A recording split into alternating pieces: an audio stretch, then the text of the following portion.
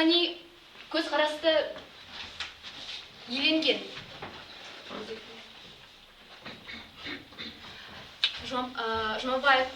Мағжан Жұмабаев Бекенұлы 1893 жылы 25 маусымда солтүстік Қазақстан облысына қазіргі Мағжан ауданы Сасықкөл жағасында дүниеге келген. Ол Алаш қозғалысына қатысқан қайраткер. Оның негізгі ол 1904 жылы мұғалім ұстаздарға арналған нақты бір қозғалысқа қатысқан болатын. Сол кезде ол өзін 4 жыл бойы білім алып, қазіргі сол уақытта мұғалім ретінде өзін қарастырған болатын. 1909 жылы Абай Құнанбаев неден өткеннен кейін оның өлеңдер жинағы шыққан болатын. Дәл осы өлеңдер жинағын оқыған Мағжан ол Абайға деген көзқарасын өзгерткен болатын. Оны хакім де алып атап, болашақта оған дәл осы өлеңін жазған болатын.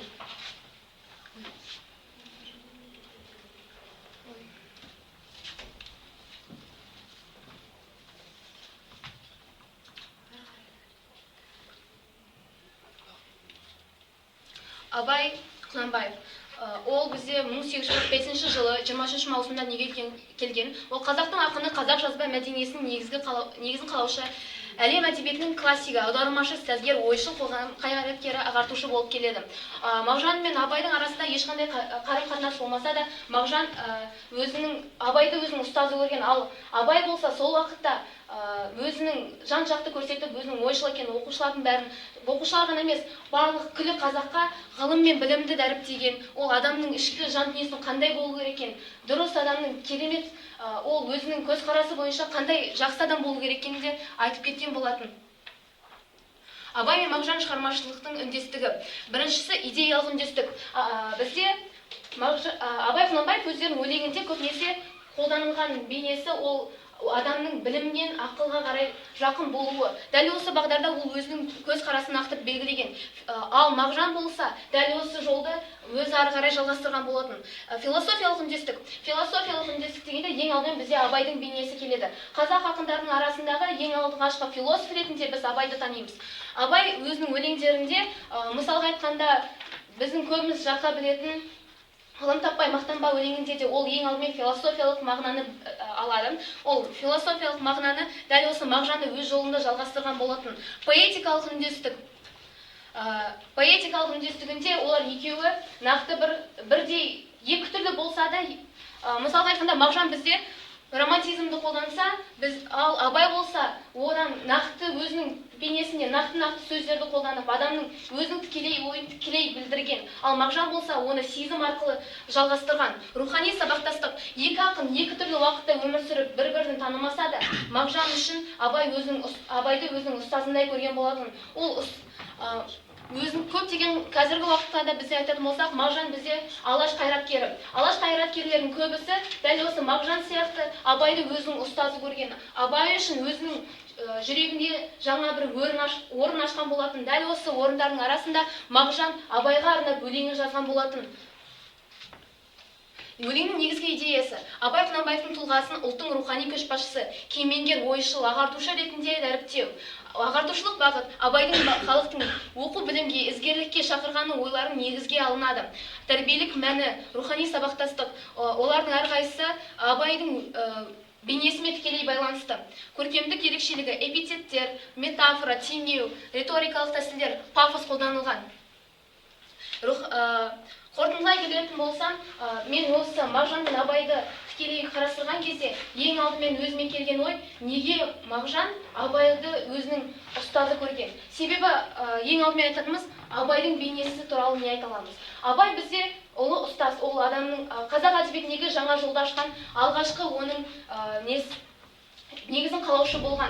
Ал Мағжан болса, олар екеуінің көзқарасы бірдей болғандықтан, Абайдың бейнесінде, Абайдың өлеңдерінде жаңа күндей шамшырақ көрген болатын.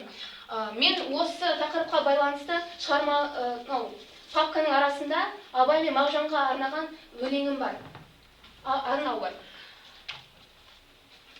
Қорытындылай айтқанда, бұл өлең Абай мұрасын зәріптеу ғана емес, ұлттық рухтың үйірілмес желісін танытатын туынды. Абай мен Мағжан шығармашылығы арасындағы рухани үндестік қазақ әдебиетінің тұтастырып, идеялы жалғастырып және көркемдік дамуын дәлелдейді. Бұл тақырыптың негізгі өзектілігі ең алдымен жастарға Абай мен Мағжанның арасындағы қарым-қатынасты дәріптеу ғана емес, ең алдымен Абайдың бейнесін жаңа жақтан қарастыру.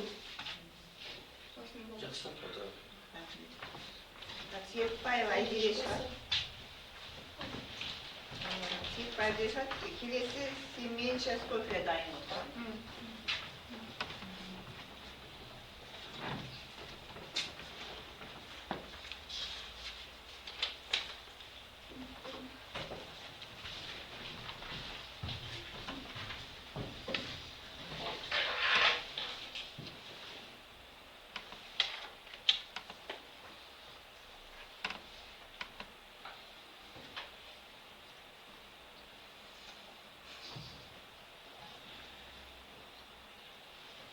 Слайд-шоу.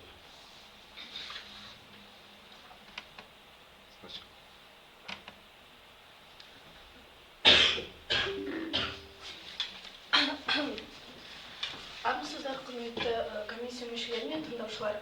Мен Серікбай Айзере, Ақмола облысы Астрахан ауданының Шалтыр ауылының нөмір 2-ші жалпы орта білім беретін мектебінің 8-ші сынып оқушысымын. Сіздерге Мағжан Жұмабаевтың «О жетпесінің қиясында» поэмасындағы тарихи шындық пен көркем қиял бірлігі тақырыбында жобамды ұсынамын.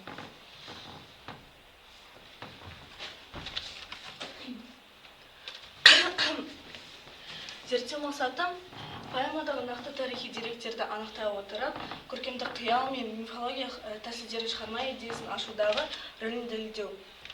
Зерттеу міндеттері шығармадағы тарихи оқиғалар мен кейіпкерлердің шынайы тарихпен сәйкестігін зерттеулеу, ақын қолданған көркемдік тәсілдерге әдеби талдау жасау, тарихи шындық пен көркем қиялдың астасуынан туған жаңа сапаны ұлттық рух концепциясын ашу. Өзектілігі 20-шы ғасыр басындағы алаш әдебиеті арқылы ұлттық рухты ояту, тарих пен әдебиетті сабақтастығын зерттеу. Мен Мағжан Жұмабаевтың «О жетпестің қиясында» поэмасын нысан ретінде таңдадым.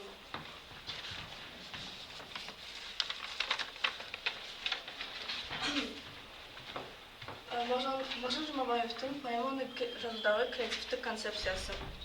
Мағжан Жұмабаев бұл поэманы жазу барысында тек тарихшы емес, ұлттық трагедияны өз жүрегінен өткізген перзент ретінде толғанды.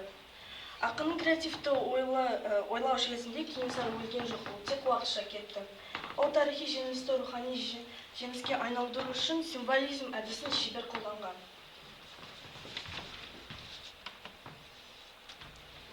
Тарихи шындық Кенесары хан бейнесі. Поэманың негізі тарихи шындық. Кенесары Қасымұлы Ресей империясының отарлау саясатында 10 жыл бойы ат үстінде күрескен қазақ хандығының ең соңғы ханы. Шығармадағы Борабай, Көкшетау, Оқжетпес, Кенесарының ата-бабасынан қалған нақты мекендері. Ақын алашта кенекеме ер жетпейді деп ханның тарихи тұлғасын айқындайды.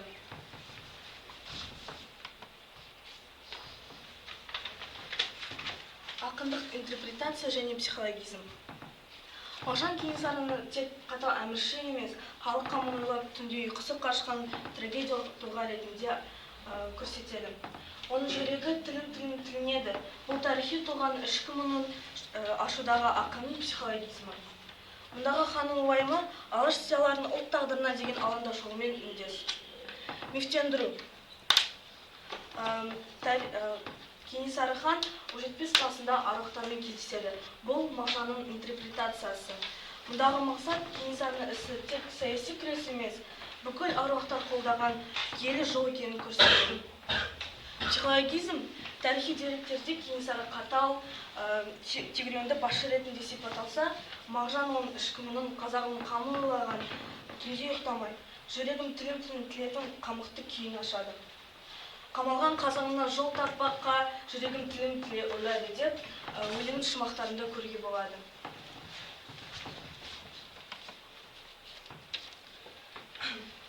Мифологиялық элементтер ата бір мен тас қарт. Зерттеудің ең қызықты бөлімі ақынның көркем қиялы.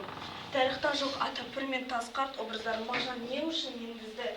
75 басында қарттың тасқа айналуы бұл азаттық идеясының мәңгілікке сақталуы. Ақын Кенесарының рухын тасқа айналдыру арқылы оның уақыттан биік қойды.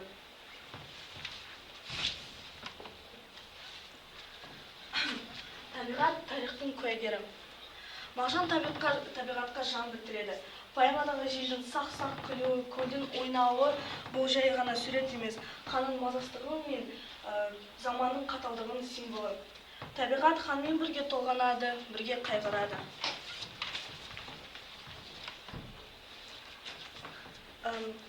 Зерттеу бөлімі салыстырмалы талдау. Зерттеудің барысында біз мынандай қорытындыға келдік. Ғылымда Кенесары 1847 жылы соғыста мерт болды. Бұл тарихи факт. Поэмада Кенесарының идеясы 35 жылында тас болып, келешек ерлерді күтіп тұр. Неліктен қиял керек? Егер ақын тек жеңісті жазса, халық түңілер еді. Ал Мағжан тарихты мифке айналдыру арқылы жеңілістен жеңіске баратын жолды, яғни рухтың өлмесін көрсетті.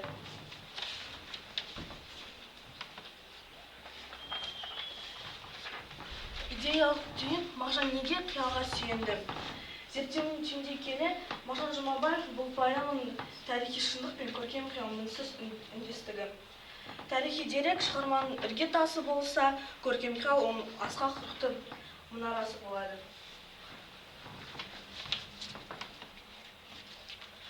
Қорытынды. Тасқарт бұл біздің тәуелсіздігіміздің символы. Мағжан бізге тарихты өкінішпен емес, мақтанышпен оқуды үйретті. Кенесарының рухы біздің мемлекетіміздің рухани тірегі. Осымен зерттеу жұмысын аяқталды. Назарларыңызға рахмет.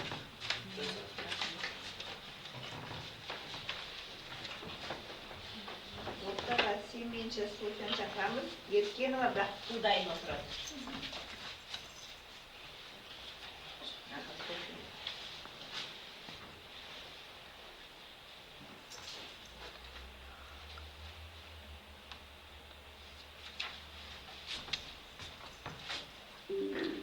Құрметті қазылар алқасы және қатысушылар.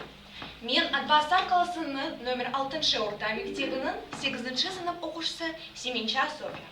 Менің ғылыми жауабымның тақырыбы Мағжан Жұмабаев шығармаларындағы.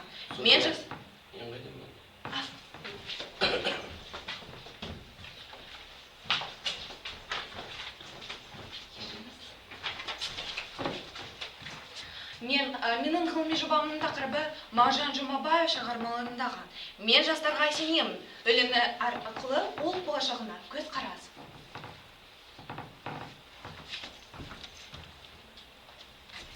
Зерттеу жұмысының негізгі мақсаты Мағжан Жұмабаев шығармаларындағы жастар бейнесін талдау. Ақын армандаған, білімді, елін сүйетін, рухы мықты, жауапкершілігі жоғары жас тұлғаның болуы керектігін анықтау. Сонымен қатар, мен жастарға сенемін, өлеңдегі идеялардың қазіргі заман жастардың көзқарасымен салыстырып, оны бүгінгі қоғам үшін маңызын дәлелдеуі. Яғни, Мағжан сенген жастар бейнесінің бүгінде өзекті екенін көрсету. Жаңашылдығы Мағжан Жұмабаев шығармаларындағы жастар бейнесін қазіргі мектеп оқушыларының көзқарасымен салыстыра отырып, оны бүгінгі тәрбие саясатының басым бағыттарының бірі адал азамат бағдарламасымен байланыстыра құрастыруымыз керек. Бүгінгі жаһандану дәуірінде ұлттық құндылықтардың сақталуы, жастардың рухани адамгершілік тәрбиесін нығайту аса маңызды. Ақпараттық, кеңестік пен әлеуметтік желілер жас ұрпақтың дүниетанымына үлкен әсер етуде. Осындай жағдайда Мағжан көтерген идеялардың бүгінгі күнмен қаншалықты сабақтас екенін анықтау өзекті мәселе болып табылады. Мағжан Жұмабаев қазақ әдебиетінің көрнекті өкілі, ол тұрғын жырлаған ақын. Ол жастардың елдің тірегі, болашақта есі деп танады. Арыстандай әйбатты, жолбарыстай қайратты деп сипатай отырып, олардың батыл, қайсар, намысты болуын қалады. Ақын үшін нағыз жас, білімді, адал, отанын сүйетін, ел тағдырына жауапкершілікпен қарайтын тұлға. Зерттеу әдістері әдеби талдау, салыстырмалы талдау, интервью әдісі, сауалнама жүргізу, рефлексия күнделігі, жинақтау және қорытындылау. Практикалық бөлім 2 ай көлемінде жүргізілді. Зерттеуге 20 оқушы қатысты. Алғашқы кезеңде бастапқы диагностика жүргізілді. Сауалнама нәтижесінде оқушылардың 85% отанды сүю маңызын екенін айтты. 75% ел болашағы жастардың қолында екенін мойындады. Алайда тек 60% ғана мен жастарға сенемін, өлеңі мазмұнымен таныс екенін анықталды. Бұл қазіргі жастардың патриоттық сезімі бар екен. Бірақ ұлттық әдебиетке қызығушылықтары арттыру қажет. Келесі кезеңде тәжірибелік жұмыстар жүргізілді. Әдеби талдау сабағында өлең мазмұнымен таныс қарастырылып терең. Проблемалық сұрақтар негізіне пікірталас ұйымдастырылды. Ақын жастардың неге қарастан мен жылбозға теңейді деген сұраққа жауап жазып отырды. Оқушылар бұл теңеулердің, батылдық пен қайсарлықты теңеулердің ақын үшін нағыз жас, білімді, адал, елін сүйетін. Сонымен қатар оқушылар мен қандай жас болғым келеді тақырыбында эссе жазды. Көпшілігі білімді, адал, ел тағдырына жауапкершілікпен қарайтын тұлға. Сонымен қатар оқушылар тәжірибе барысында рефлексия күнделігі әдісі қолданылды.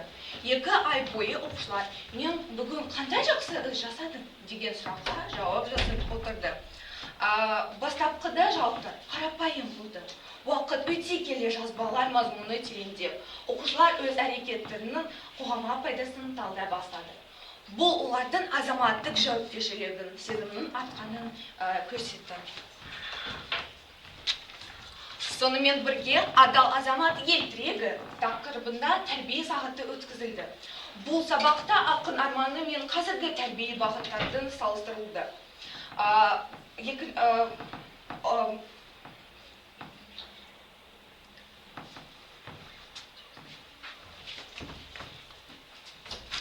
Зерттеу нәтижесінде бірнеше маңызды қорытынды жасалды. Біріншіден, Мағжан Жұмабаев қазақ әдебиетінің көрнекті өкілі. Ол тұрғын жырлаған ақын. Ол жастардың ұлттық тірегі ретінде қарастырған және олардың бойында батылдық, білімділік, отансүйгіштік пен қасиеттердің көргісі келген. Екіншіден, қазіргі жастардың бойынан патриоттық сана бар екенін, бірақ ұлттық әдебиетке терең мән беру жөнсіз көрсетті. Үшіншіден, әдебиет талдау, пікірталас, эссе және рефлексия күнделігі әдісі ұштастыру оқушылардың рухани дамуына, азаматтық жауапкершілігін қалыптасуына оң әсер етуде.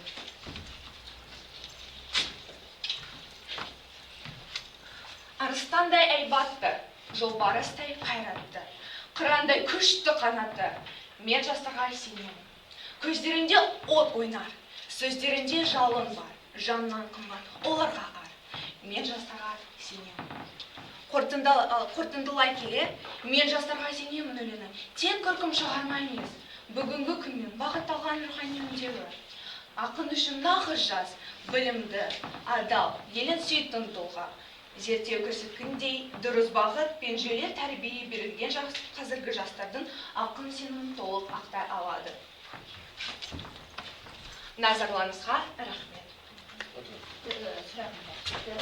Осы сауалнама алдыңыз ғой, өзіңіз алдыңыз оғына, өзіңіз жүргізсіздер, сауалнама, зерттеу, неше бала қамтылды? Зерттеуіміздің 20 оқушы қатысты. Жаңағы адал азамат, ел тірегі деген сабақты өткізіңдер ғой, соған сынып сағат. Оны кім өткізесіз, әлде класс жетекшіңіз? Бұл мектепшілік шағын форматта жүргізілді. Ол 8-11 оқушылар қатысты. Ал болашақта біз зерттеуіміздің кеңейтуге болды.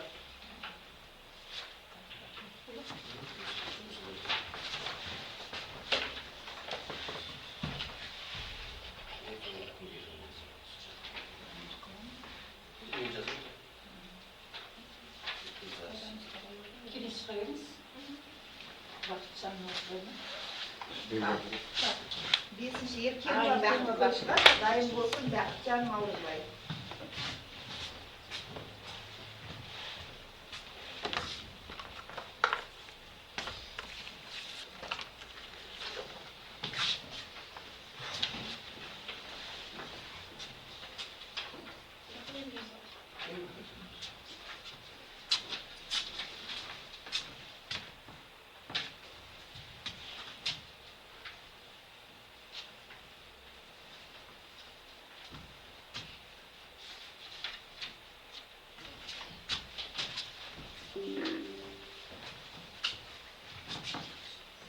Сәлеметсіздер ме? Мен жас зерттеуші Еркенова Бақытгүл.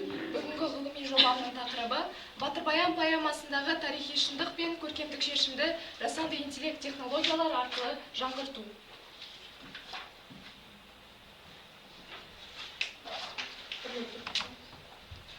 Біздің жобамыздың мақсаты Мағжан Жұмабаев поэзиясындағы сарындардың шындығын анықтау, оның қаншалықты тарихпен шындықпен жанасатындығы, қаншалықты ақынның өз ой-тұғырынан шыққандығын анықтау, және Батыр-баян поэмасының тарихи көркемдік мазмұнын жасанды интеллект көмегімен талдау, визуализациялау және оқыту процесіне енгізу. Осы мақсатқа жету үшін мен алдыма осындай міндеттерді қойдым. Поэманың тарихи және көркемдік ерекшелігін анықтау, жасанды интеллект арқылы мәтінді талдау, VR және мультфильм арқылы бейімдеу, оқушылар арасында сауалнама жүргізу және жасанды интеллектті қолданудың тиімділігін анықтау. Артынан қосар.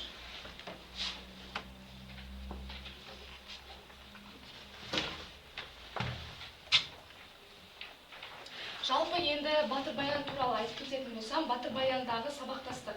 Жалпы Батыр-баян сонау 17 ғасырдан бастап зерттеліп келе жатыр. Оны біздің көптеген ақын жырауларымыз зерттеген. Соның бірі Абылайхан. Абылайханды көптеген біздің ақын жыршыларымыз зерттеген. Абылайхан өзінің заманында өте бетке ұстар адам болған, қолбасшысы болған. Ол туралы Мағжан Жұмабаевтың Батыр-баян поэмасымен бірге сәйкестендіріп айтып кетсем болады. Жалпы Батыр-баян мен Абылайханның неге осы туралы айтып жатыр десеңіздер, өйткені Батыр-баян осы Абылайханның қол астындағы ең жақын досы болған, қолбасшысы болған және батыры болған. Сондықтан да Мағжан Жұмабаев осы Батыр-баян мен Абылайханды өзінің драмалық шығармасындағы тарихи және көркемдік бейнемен бізге оқырманға жеткізген. Жалпы Батыр-баянда Батыр-баян Қосболатұлы 1711 жылы туған, жастайынан өте зерек адам болған, тіпті батыр, жоңғар шапқыншылығы сияқты көптеген қазақтың басына төнген соғыстарда біздің қазақ жұртын алып шыққан ең беделді адам болған екен. Және де Абылайхан да осы Батыр-баянмен бірге соғыстарға аттанып, екеуі жеңіп қазақтың туды көтеріп шыққан екен. Жалпы осы Батыр-баян мен Абылайхан туралы біздің көптеген зерттеулерді жүргізген біздің ақындарымыз бар. Оның мысалы Шыңғыс Айтматов өзінің тарихнама атты мақаласында мақаласының бір сюжетінде осы Абылайханның отбасын зерттеген екен. Әкесі ерте жасында дұшпандардың қолынан мерт болған және де содан кейін Абылайханның жағдайы өте қатты нашарлап кеткен екен. Кейін ол соғыстарға аттанып, осы қайтыс болып, Түркістан облысы Арыс жағасының жағалауында жерленген екен. Жалпы тағы да айта кететін болсам, осындай тіпті Шоқан Уәлиханов та Батыр-баянды зерттеген. Негізі Мағжан Жұмабаевтың Батыр-баян шығармасының негізі осы Шоқан Уәлихановтың мақаласынан алынған. Шоқан Уәлихановтың дерегі бойынша біздің басты қарсыластарымыз қалмақтар деп, осы негізгі сюжет жерінде осы қалмақ қызы туралы да айтылады ғой, оның есімі Ақшамандай болған. Жалпы Батыр-баян осы Ақшамандай қызды өзінің жеріне алып келеді екен, оны жақсы көп қалады, бірақ қыздың көзі өзінің ісін Ноянға түседі екен. Сол кезде олар екеуі, Ноян мен Ақшамандай екеуі жасырын кездесеміз деп сөз байласады. Кейін Батыр-баян оны естіп, өйткені бір жағынан оның патриоттық сезімі оянады, елін сатып кетті, өйткені қалмақтар олардың жаулары болды ғой. Сол кезде ол екеуінің артынан барып, садақпен оларды атады екен. Кейіннен 1-2 минуттан кейін ойланып, мұның не деген сұрақты өзіне қояды екен. өйткені бір жағынан бұл Батыр Баянның інісі екеніне ол өте қатты жаны ашиды, қынжылады, ал екінші жағынан Қалмақ қызы олардың жауларына болғаннан кейін неге сол қызға ғашық болдым деп те өкінеді екен. Жалпы осындай Батыр Баяндағы сабақтастықты айтып кетсем болады. Келесі. Бұл оқушылардан алынған сауалнама нәтижелері мен 9-шы сынып оқушыларынан алдым, өйткені оқу бағдарламасында осы Батыр Баян поэмасы бізде кездеседі ғой. Жалпы сауалнамаға 10 оқушы қатысты, шығарманы білмейді, жалпы 80% болды, ал шығарманы тек 20% біледі екен. Осы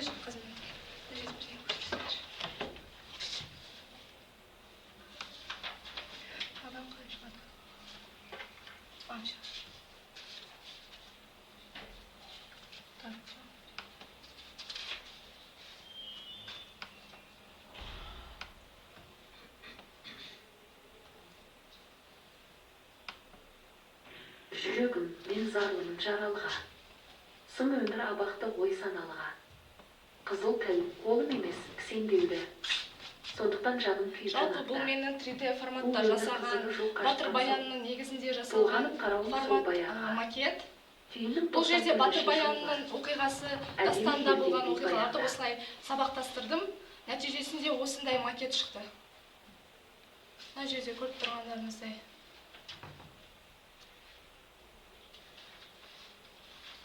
Осылай әртүрлі оқиғалар бейнеленген.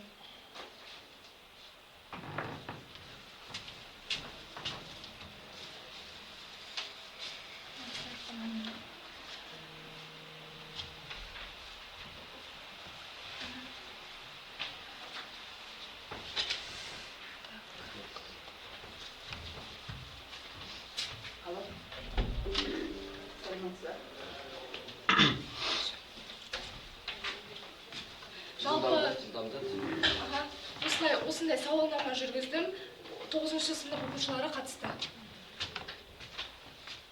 Бұл жерде менде осындай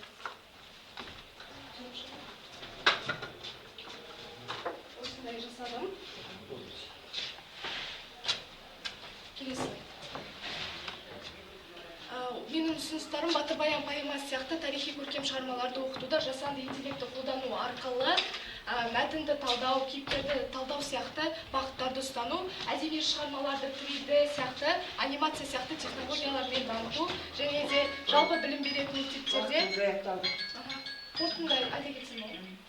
Тез етеді. Болу керек. Тәртіп қой бұл жерде, талап сондай не істейсіз? Қорыта айтқанда осындай Батыр Баян поэмасын технологиямен жаңарту, дәстүрлі білім берумен заманауи технологияны осы енгізуге көп септігін тигізеді, және педагогтардың білім беру цифрлық құзыреттілігін арттыруға да көп септігін тигізеді. Назарларыңызға рахмет.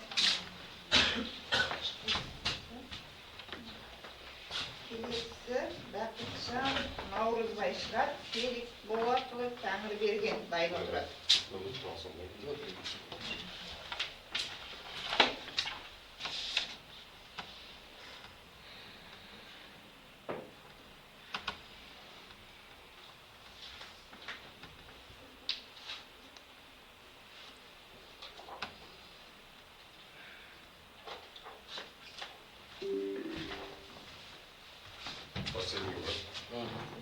Армысында алтылашын арылдақты жырты, білекті бірді, білімді мінді жығар демекші. Менің ныспысым Бақытжан Наурызбай, мен Бұланды ауданы Макинск қаласының мектеп-лицейінің 11-ші сынып оқушысымын. Менің ғылыми жобамның басты тақырыбы Мағжан Жұмабаевтың өнер білім қасиет табылар өлеңі мен Абай Құнанбаевтың қара сөздерінің үндестігі. Жобамның өзектілігі жастарды өнер мен білімге шақыру, және де еңбек етуге баулымыз болып келеді. Және де өскелең ұрпақтың бойындағы жаман пиғылдар, яғни еріншектік, жалқаулық деген секілді жаман пиғылдарды арылуға көмектесуіміз болып келеді. Мақсатым Мағжан Жұмабаевтың өнер білім қасиет табылар өлеңі мен Абай Құнанбаевтың қара сөздерінің идеология ұқсастықтары, яғни Абайдың 25-ші, 38-ші, 7-ші, 3-ші және де 18-ші қара сөздерінің тәрбиелік мәселелерді салыстыруымыз болады. міндетім Мағжан Жұмабаевтың өнер білім қайтсе табар өлеңіне сатылай кешенді талдау жасауымыз. Екіншісі, осы Мағжан атамыздың өлеңінің өлең стиліне ерекше талдау болып келеді. Үшіншісі, бұл өлеңде сөз таптарына жеке дара кесте арналған болатын. Ғылыми жобамның басты жаңалығы бұрын соңды Мағжан Жұмабаевтың өнер білім қайтса табылар атты өлеңі мен Абай Құнанбаевтың қара сөздерінің идеологиялық ұқсастықтары мен тәрбиелік мәселелерді бұрын соңды бұндай жоба қорғалмаған болатын. Және де зерттеу нысаны осы Мағжан атамыздың өлеңдері мен Абай Құнанбаевтың қара сөздері бұл кезде басты нысаны болып келеді. Осы зерттеу нысанынан күтілетін нәтиже өнер білім қайтсе табылар өлеңінің жастарға беретін тәрбиелік мәні, сонымен қатар Абайдың қара сөзіндегі тәрбиелік ұғымдарды жалғастырып өтеміз. Бұл жобаны негізінен 3 түрлі тарау, яғни 3 түрлі бөлімге бөлген болатын. Ең алғашқы бөлім өздеріңіз көріп отқандарыңыздай өнер білім қайтсе табылар өлеңінің тілі. Екіншісі Абайдың қара сөзімен үндестігі. Үшіншісі яғни қорытынды. Ал ендігі кезекте бірінші бөлімге назар салатын болса, бірінші бөлімде Мағжан атамыздың өнер білім қайтсе табылар өлеңінің тілі. Яғни өлең құрылысында кешенді талдау, тұрақты сөз тіркестері, сөз таптары болып бөлінеді. Ал мына жерде өздеріңіз көріп отқандарыңыздай, бұл өлеңімізде негізінде 9 шумақтан 36 тармақтан тұрады. Өлеңнің тақырыбы жаман жақсы әдеттер. Өлеңнің идеясы жалқаулық, еріншектік. Адамдардың арасында 36 секілді жаман әдеттерден арылуы. Өлеңнің жанры лирика, поэзия болып келеді. Шумақ саны 9, тармақ саны 36, бунақ саны 3, буын саны 11 болады. Ұйқастыру Абайдың өлеңдері секілді қара өлең ұйқасында жасалған. Әдеби теориялық ұғымдар бұл өлеңде бізге көбінесе эпитеттер, метафора, асанас, эпифора кездеседі. Ал оған дәлел ретінде өлеңдегі үзінділерін нақтырақ дәлел болады. Мысалы, эпитетке тоқталатын болсақ, ер жігіт, жақын туған қарақыл естіген сөз деген секілді. Ал мына жерде көріп отқандарыңыздай, бұл өлең бізде негізінде 180 сөзден тұрады. Бұл 180 сөздің 75 сөзін етістіктер, 63 сөзін зат есімдер, 14-ін сын есімдер, жетеуін үстеу, қалған 1, 2, жетеуін сан есім, шылау деген секілді сөз таптарына бөлген болатын. Ал мына кестеге назар салатын болсаңыздар, жоғарыда айтып өткенімдей бұл өлең негізі бізде 9 шумақтан. Осы 9 шумақта қанша сөзден жазылған ара жігін анықтаған болатынмын. Және мына кестелерге назар салатын болсаңыздар, мен осы Мағжан атамыздың өнер білім қайтсе табылар өлеңін кешенді талдап өлеңнің тілін тапқан болатынмын. Бұл кестеде өздеріңіз көріп отқандарыңыздай, әрбір шумақта қанша сөз таптары, яғни осы бірінші шумақта қанша етістік, зат есім, сын есім, шылау, үстеу, еліктеуіш, есімдік, сан есім, көмекші есімдерге бөлген болатын. Яғни назар салатын болсаңыздар, бірінші шумақта бізде 9 етістік, 8 зат есім бар. Оған дәлел ретінде міне етістіктер табар, буса, ерініп, буса деген секілді тағы да басқа қарай жалғаса беретін болады. Ал мына диаграмма қарай назар салатын болсаңыздар, бұл жобаны біз үлкен бір 100% шар деп алатын болсақ, бұның 51% етістіктер, 28% зат есімдер, 9% сын есім, қалған 1, 4 шылау үстеулер деген секілді алып жатыр. Және жобаның екінші бөлімі, яғни екінші тарауы Абай атамыздың қара сөздері мен идеологиялық ұқсастықтары. Абай атамыз 38-ші қара сөзінде былай деген екен: күллі адам баласын қорғалатын 3 нәрсе бар деген екен. Содан қашпақ керек. Әуелі надандық, екіншісі еріншектік, үшіншісі залымдықты білсе деген өзінде надандық, еріншектік, залымдық дегенді Мағжан Жұмабаевтың өз өлеңінде мынандай өлең жолдарымен дәлел келтірген екен. Мылқау меңіреу надандық қастеп білсе, ерініп шаршамастай білім болса деп айтқан екен. Және бұл жерде надандық деп отқанымыз, надандық білім ғылымның жоқтығы. Дүниеде ешбір нәрсе оларсыз болмайды. Білімсіздік хайуандық болады деп теңдеген екен. Ал Мағжан атамыздың бұл өлеңінде білімсіздікті жансыз тасқа, яғни осы өлеңіне нақты дәлел келтіретін болса, білімсіз жатқан жансыз тас деп білсе, өнер білім қарны аш деп өзінің көркемдік стилін дәлел келтірген болатын. Ал мына